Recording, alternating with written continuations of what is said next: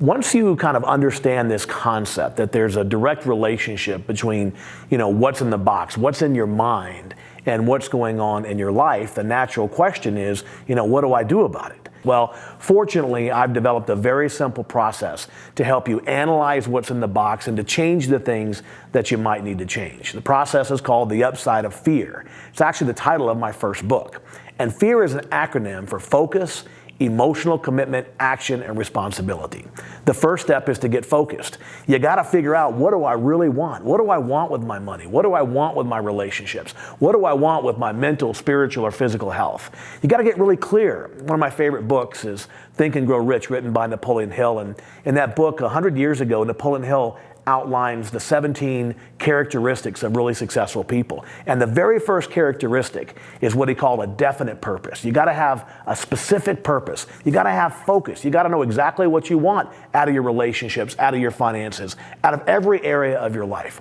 So that's the first step. You got to get focused on what you want. Then you got to get focused on, what do I need to do to get the things that I want? I mean, obviously, if you figure out what you want, you got to figure out a couple of things, one or two things. Don't overcomplicate it. You don't want 50 things, because the confused mind says no.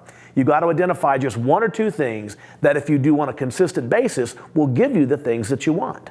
So get focused on what you want, get focused on what you got to do, and then, of course, you have to address the limiting beliefs. You got to look at the junk in the trunk. What ideas might be holding you back? What ideas might be causing conflict in your mind about money or relationships? You got to identify these limiting beliefs and make sure that things you're thinking today are consistent with what you want today, not what somebody else might have wanted for you 20 or 30 years ago.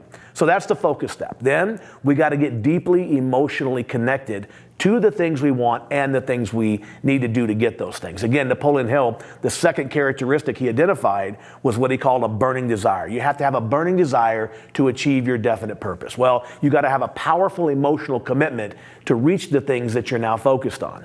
And when I talk about an emotional commitment, I'm talking about, the things you want have to become another strand of your DNA. They have to infect every cell of your body. You got to get deeply emotionally connected to the things you want in your life. We do this by writing out a prosperity plan and then engaging in what I call a daily quiet time ritual. That's the emotional commitment. The third step, action. You got to take consistent action towards the things you want. Will Rogers said that even if you're on the right path in life, you'll get run over if you just sit there. You got to take consistent action. And then the final step is responsibility, personal responsibility. Listen, folks, there's good news and bad news here. The bad news is everybody has problems in life. Everybody has money problems. Everybody has relationship problems. Everybody has health problems at some point in their life. At some point in your life, you're going to deal with all those challenges.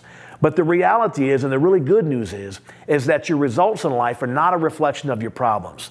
The results in your life are a reflection of the decisions that you make about your problems.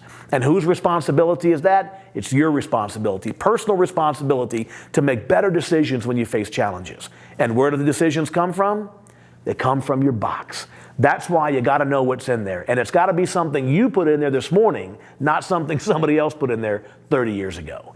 And that, my friends, is the upside of fear. Focus, emotional commitment, action, and responsibility. A simple 4-step process to help you reconstruct the contents of your box.